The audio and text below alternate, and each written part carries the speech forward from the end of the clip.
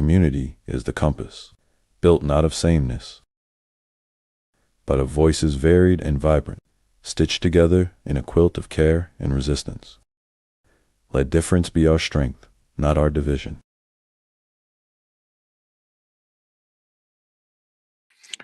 All right, good evening, or good afternoon, should I say. We're going to have a little earlier session. I know we usually do this around about 5 o'clock, but we decided that we're going to go a little earlier today because I have a couple of things that I need to do. But I do like to talk politics, and as always, I bring my man on. We call him the analyst. That would be Dr. Yates. So let me introduce you to Dr. Yates. Not that he needs any introduction. Hotep, my brother, what's happening? Hotel brother, how are you? I'm doing well on this end. Yeah, I'm doing okay. Feel like I'm moving at warp speed though, you know. Sometimes that happens. Yeah, sometimes. Well, I was explaining to you that we're trying to get this book event going so we can maybe introduce some literacy to those who like to live on their cell phones and they like to live behind their laptops with the video games. Not saying that's a bad thing. Sometimes it could be a good tutor. I guess it depends what it is. Garbage in, garbage out. But lately we've been having a lot of garbage in, so that's what we're getting back is a lot of garbage out. As my man said, I love the poorly educated. He said that for Mm-hmm. so that's what I've been kind of busy with, kind of get that kicked off. But you did have something that you wanted to bring to my attention, and that was about JD Vance. Some type of conversation that he had. Kick it to me. Talk to me about it. So, with all of the media's focus on the Epstein files, which is nothing but a bunch of heavily redacted pieces of paper that you can't make head nor tails of, what JD Vance said, the just I think it was on the 20th of this month at a Turning Point rally, he made the statement that people in America will no longer have to apologize for being white. Hmm. Now, I've never, or I'm not familiar with anyone asking anyone, regardless of their complexion, to apologize for their skin color. I mean, the whole thing is absurd. No one can control the skin they're born in, Hmm. and the skin has never been a problem, right? Um, it is the mentality of the people in the skin that creates the problem. Hmm. And Absolutely. what what I'd like to ask our vice president is who asked or who made the request that white people or people that call themselves white, because in reality they are not, who call themselves white to apologize for whiteness? When did that conversation take place and who was present? I think that what JD Vance may be missing is that no one wants I people to would say apologize for their skin conversation. tone.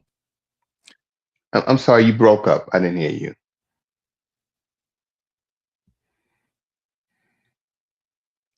Yeah. Yeah, I was trying to say I think that that whole deal came in when they started talking about that reverse racism nonsense. you know. But in order to have reverse racism, you first must have racism. So by them saying that they don't want to apologize or they feel that they shouldn't have to apologize for being white, they're not really saying that they don't apologize. They're trying to apologize for the brutalness. They don't want to apologize for that. They don't want to apologize for the brutality that they impose upon African Americans, especially now today. They feel that they shouldn't have to because they feel, well, that happened then. So we should kind of close the book on it and not say anything about it. But they are saying something about it. And they keep saying something about it. And like I discussed to you the other day, we talk about the Holocaust. Go and tell the Jews not to talk about the Holocaust. You know, just like What we got the national anthem. Have you checked out the national anthem? Now you know the last verse of the national anthem. It's not really good for people like us. And I always say I don't understand why we should be singing it. well we always manage not to put in those parts of the national anthem which are clearly aimed at maintaining the institution of slavery. But going back to the statement he made, you just said that the treatment that people that call themselves white have doled out to black and brown people. Hmm. Well, you don't even have to necessarily discuss black and brown. Look what's happening in Gaza. And the population of Gaza runs from very, very light to very, very dark. And these people are dying in droves from acts of genocide, which the United Nations and other governing bodies have promised and have put it in writing that they would defend people who are subjected to acts of genocide. And if you go back into, the 20th century, between 1914 and say 1950, probably a tenth of the population of Europe was wiped out Hmm. from war. And this isn't black people, this isn't a murder or genocidal acts against black and brown people. This was all people that call themselves white killing each other over ethnic differences, right? Hmm. Oh, you like coleslaw, or you like sauerkraut, and I like cabbage and corned beef, and now we're going to kill each other. I mean, of course, I'm oversimplifying some of these ethnic tensions, but no one has ever asked this country, anyone in this country, to apologize for the color of their skin. What people have been asking, in fact, demanding, is that yes, people do apologize for things like the institution of slavery, for colonialism. People are asking, demanding the return of things like antiquities that were taken out of countries in Africa, out of Asia. Hmm. The basis of the wealth of Europe comes from Africa, comes from Asia, right? Comes from the Caribbean. In fact, the book I'm reading, which you yourself have read, Black AF History, they talk about the island of Haiti. And, we things happen from cause to effect, right? Well, we know the effect, but we rarely know the cause. So, as it relates to Haiti, we know that Haiti is considered the poorest country in the Western Hemisphere.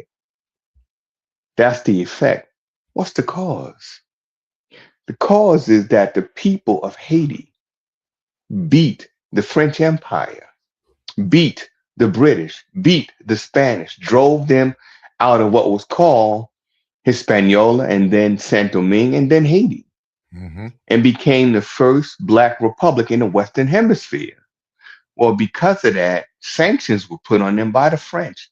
The French came to the Haitians and said, listen, you fought for your freedom. You won your freedom. You are our property.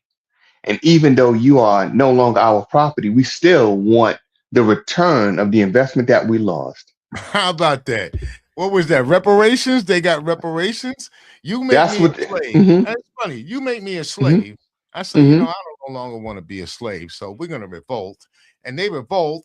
And once they win the battle, the slave owners say, hold on, man, we lost all this money because you guys don't want to be slaves anymore. So you got to make it up to us. Hmm. And what it sounds like farming goods or something. Like they were farmers, they lost their field or whatever. So the government now is supplement them for what they lost. Please? I mean, even the British didn't do them like that, man. The British at least said, "You come and fight for us, we'll set you free and send you to Nova Scotia." The French just made them into slaves. They wanted the sugar cane, and then when they got their ass whipped, they said, "You now you got to pay me." I think that is ridiculous, man. It really is. Well, yeah, it's absurd. But you have to understand that the other colonial powers said nothing while France did this. And what could they say? Because they were doing the same thing in their colonies. Mm-hmm. And the United States, which is this bastion of freedom and justice for all, well, they backed the French. In fact, U.S. Marines marched into Port-au-Prince, Haiti in the 1900s, I guess around maybe 1915, went into a bank and took $500,000 of the Haitian government's revenue, brought it to New York, and put it into the Bank of New York at the time, what it was called at that time. And of course, they continue to manipulate and extort the people of Haiti for centuries, for generations. And this bank, that was the Bank of New York at one time, now is one of the largest banks in the world. Today we call it Citibank. Mm. Citibank made their money off the exploitation of people like the Haitians. And now we turn around and call these people or this country a shithole country How about that? after we've robbed and exploited the people, taken their material wealth. Then we tell them it's your fault that you're poor. You know, they did the Eh, same thing in Africa, and they're doing the same thing in African countries. They went over there with the colonialism. I was trying to tell a buddy of mine. We were having a discussion about pretty much about that, and he was saying that a lot of Africans from Africa, when they come over here, they view us in a different light. They think that we don't. They have no respect for us. They think that we have no respect. And I'm like, that's that. There we go with those borders again. Okay. That nonsense is BS. Here we go, putting one against the other. You know that shit comes from the colonials, from the colonists, man. Same thing mhm. in the Hispanic race. You got the Puerto Ricans don't like the Dominicans. You got the Dominicans who don't like the Puerto Rican. Ponce de Leon, he screwed all of them, both of them. Well, it's an age-old tactic, divide and conquer, right? Mm-hmm. If the people in this country, black people in this country, and throughout the diaspora, were to get together with the brothers and sisters on the continent of Africa and begin to, form strategic ties, economic ties, political ties, social ties, it would be a pretty unstoppable force. And they For would those stop of it. us, No, they would stop it. Marcus Garvey, Pan African, right? back to Uh Africa huh. movement. Hmm. Even Malcolm X was, you know, let's bring this back to Africa. That's even how Liberia got created, because they shipped a bunch of black people back to Africa. So, Hmm. but you're going back to colonialism. You're not. Even if we leave here and go there, in Ghana, what's the national? What's the official language in Ghana? Is English. It is. It is. So we're going right back to the same thing we just left. I think the difference is this time that the mentality of the conquered or the colonialized has changed, right? I think that people are now more willing to fight for their freedom. I think people have lost a great deal of their fear of their former colonial masters. And I think that the colonial masters have internal problems. I think that right now in Europe, there's a great fear that maybe when Vladimir Putin is finished with his war in Ukraine, that he may then direct his wrath toward Western Europe.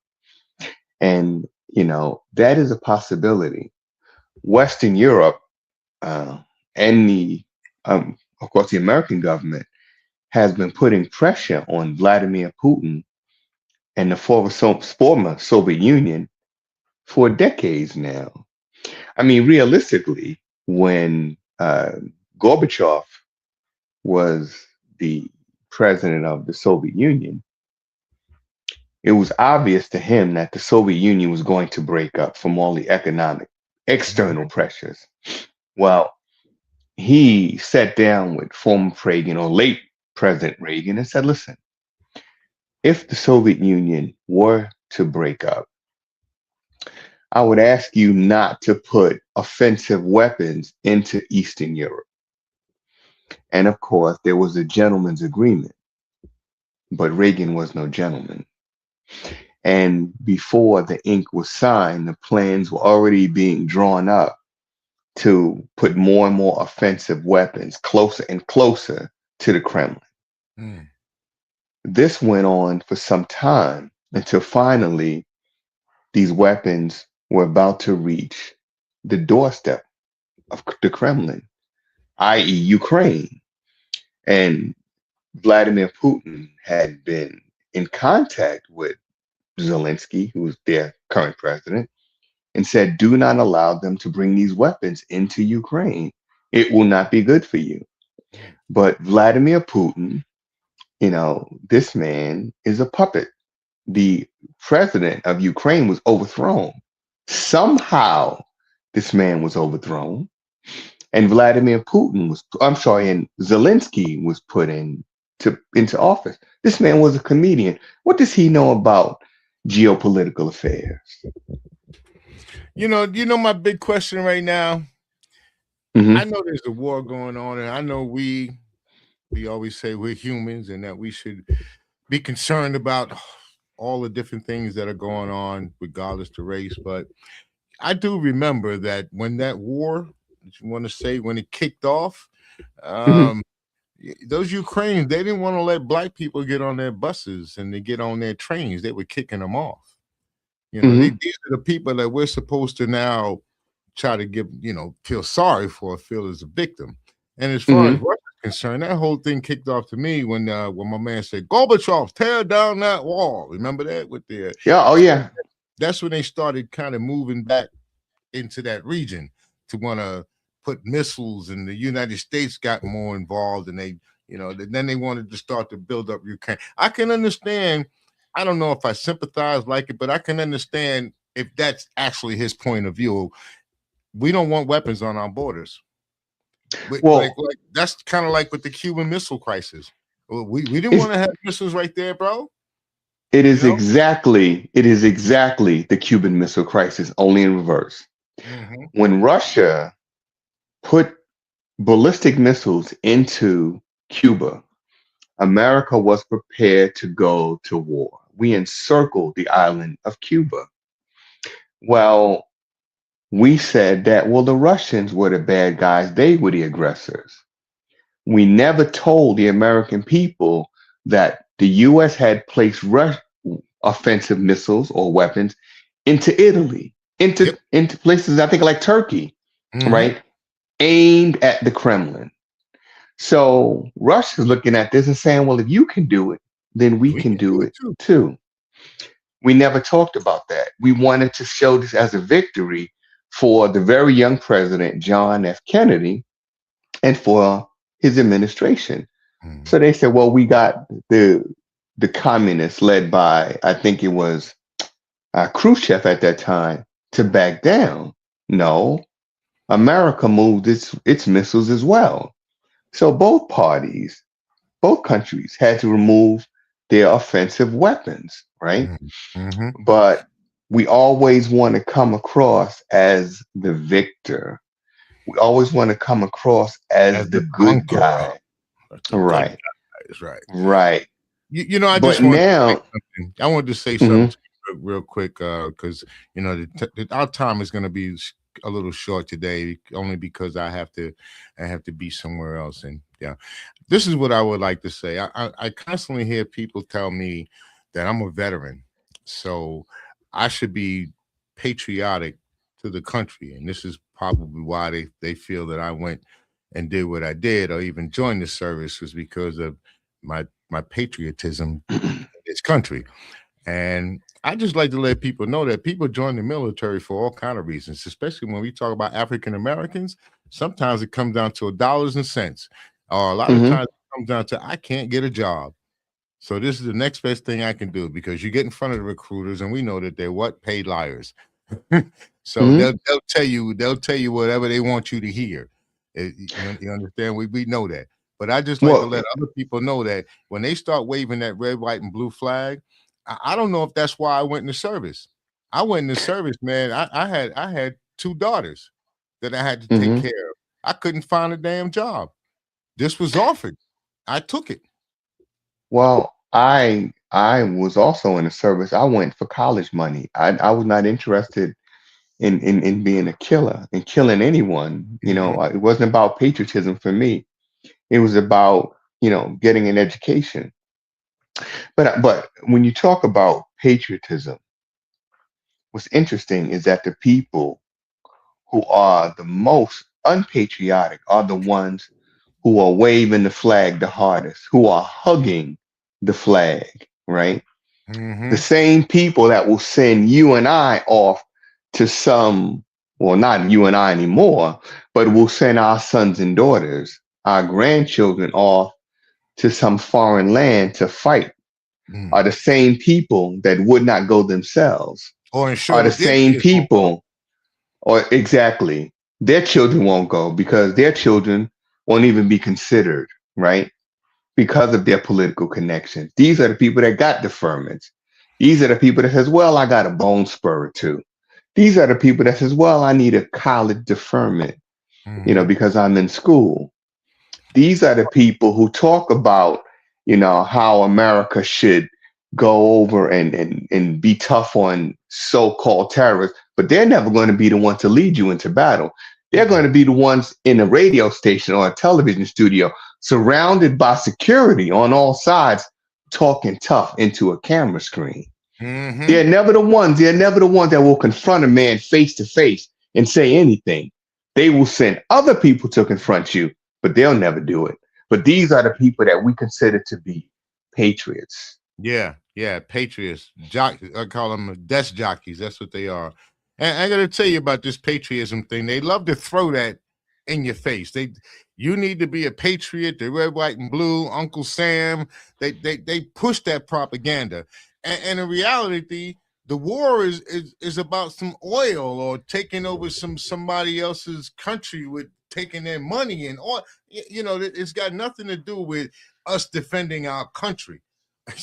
you know, we're going over Well, there, and we know that we're going. We don't know it as soldiers. I mean, we're already brainwashed. You know how it is when you're in a soldier; they break you down to your lowest form and build you up to what they want you to be. So by the time they're done with you, you're a soldier. You got blinders on. You do as you're told, and you keep moving. You don't think of a political side. But then when you get out, you find out, man, I was out here all this time just so they could steal some oil.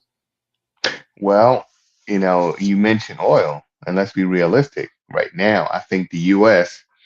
has captured at least one Venezuelan oil tanker, and I think they're in the process of trying to seize a second. Mm-hmm. Now, how does it benefit the average American when the Trump administration seizes a ship full of oil? And he said, we keep the oil, we keep the tanker. Well, when you say we, who's the we? Mm. Where's this oil going to go? Where's the tanker going to go? Who is in control of these? And this is assets, right? These assets. Oil is an asset, a very valuable asset. So who's in control of this asset? It certainly isn't the American people. And now Trump is talking about possibly boots on the ground in Venezuela. Well, wait a minute. Why would we be going into Venezuela when Trump promised America first, that we would stay out of foreign engagements, foreign wars? Well, Venezuela is not just south of Brooklyn. So why are we even considering taking military action in Venezuela? We're talking about a country right now, and I'm talking about America. America is America's broke, right? And all of the politicians realize that there's nothing they can do to fix our economy. Our economy has been devastated, going back more than 100 years with the establishment of the Federal Reserve Act. So there's nothing they can do to fix it. So what they're doing right now is they're stacking their paper. The Trump family, I think their wealth has increased to $5 billion in less than a year. I believe it. Less than 1 year, I right? believe How much is the government that investing? amalgamous clause. What is that clause? I'm sorry? The amalgamous clause, the clause that they're not supposed to make money. The president. What was that The clause? the emoluments clause, yeah. I mean, Clause. that was eradicated in Trump's first run, when he was still running his businesses, when he would have the FBI renting hotel rooms in his hotel in DC, right? So that emoluments clause, that was basically pushed to the side in the first Trump administration. Now, this is just all out graft. In fact, I saw something the other day, just within a day or so ago, where his son's company now has negotiated a $620 million government contract. So how is it now that your father is president and your son is signing these lucrative contracts? Does that sound familiar to you? Mm-hmm. Because a couple of years ago, the far right was going crazy over Hunter Biden and a company called Burisma. I was which gonna was a say that. Ukrainian Hunter country, Biden. right? So Mhm. now here we go. This president, Donald Trump, who said that Hunter Biden should go to jail, who Hunter Biden doesn't have any felony convictions, but Trump has 34. That's another story. But here we have this guy's son, a $620 million government contract. It's a government handout to his son. Wait a minute. If Hunter Biden was wrong, why isn't his son wrong, Don Jr.? Look, Why man, isn't Trump, he calling for Trump doesn't investigation take of his son? responsibility. Trump doesn't take responsibility or accountability for anything. You know, he said he makes everything, he turns everything around, makes everything bad. If you say affordability, he'll make that sound like it's bad. If you say I don't know, Black Lives Matter, he'll say that looks bad. You know, he turns everything around and turn it to something negative, except for himself. Of course, he's the greatest. Everything he does is the greatest. Everything he's touched is like Midas. It's like turns to gold. Yeah, he's full of himself. You know, really. He's like you Well, said before. He's a narcissist. So this gold smells a lot like the stuff that dogs poop out their rear end, right? yeah. Because what he's touched so far, and we're just talking from January to current, everything he's touched thus far has been a total disaster, which is one of his terms. Mm-hmm. The economy is in shambles. These tariffs, what have we gained from these tariffs as opposed to what have we lost? What Sucks. about all the job losses? What about the fact that job creation is so bad that anyone he hires as labor secretary who tells the truth about the dismal job reports gets fired, right? If you're going to work for the Trump administration, and let's be realistic, if you're going to work in government, right, you have to be prepared to lie and on a daily basis. Somebody like this chick, Carolyn Levitt, who is the press secretary, does anybody believe a damn thing she says anymore? Hell no, man. I believe about as much as she says as Pan Bondi. That's how much I believe it. I believe her like I believe, was it Cash Patel? I believe him. Yeah. Right. Look, man, they already said it. It's a crime family. Mm-hmm. Even though he may try to say it's Biden's crime family, he probably heard that off the street somewhere from people calling it the Trump crime family, because that's what they are, man. It's a Trump crime family with a bunch of minions. If you say anything bad about them, they want to go after you. They want to lock you up in jail because now you becoming a criminal. When they're the big criminals, they're stealing from you left and right. LBJ said it best. You give somebody to look down upon, you can pick their pockets. Mm-hmm. Better yet, they'll give you all of their money. So this is what Trump is getting. He's giving you people to look down upon. He's giving you the black people. He's giving you the Haitian people. He's giving you anybody that he thinks should not be in America. He's giving you all of them to look down upon. And then he uses the smoke and mirrors, because we should be looking at what's going on with this Epstein file. But I got to tell you, once that stuff come out, I can bet you donuts to $1 that everything about him will be redacted. Well, it's already been redacted, right? They've known.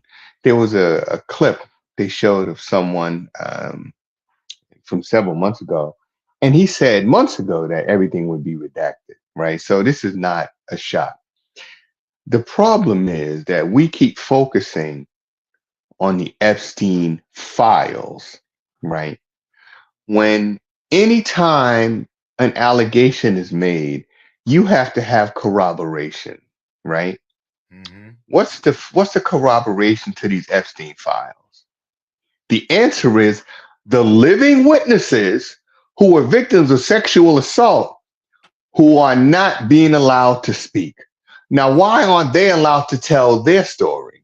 Well, you know How come these women are not being brought before Congress? You want to bring anybody else before Congress. You brought Hunter Biden before Congress, right? You brought the admiral who was ordered to blow up these boats. You brought him before Congress. Why don't you bring these women before Congress and let them tell their story and name names, give dates and times? See, that's not going to happen. We're focused on the piece of paper that you can't see a damn thing on. All of it's just nothing but blank sheets of paper. No names, no dates, no times. But you got living witnesses. Let them talk. Right on. We'll make that the last word for the day. We'll pick it up. I don't know if you're going to be around next week because we're rolling into the new year. So if you're around, I guess we're going to do this again. I hope you're around because I like to have you around. You're a great analyst. I tell you that. Well, thank you, brother. I want to leave on this last note, though. I want to give props to Jasmine Crockett. Thank you very much for being out there, Queen. And Fonnie Willis. Boy, I love when I see a sister not take no mess. You know, Malcolm X said it. He said it. The most disrespected person on this planet is a black woman. Well, I'm going to tell you, the black women, they ain't taking it no more. And they shouldn't. You're not going to disrespect me and think you're going to walk away with it. See, my wife is that type of person that people call her Miss Millie, and they stand up tall and say her name proud, stand up with their back up, their chest out when they talk to her. So, you know, I'm giving props to Jasmine Crockett, Fonnie Willis, and all the other sisters out there that got to put up with this bullshit on a day-to-day basis. Right on? And we're going to close that out. We're going to close that out. Ashe? Ashe, brother. Hotep. Peace, my man. Hotep. All right.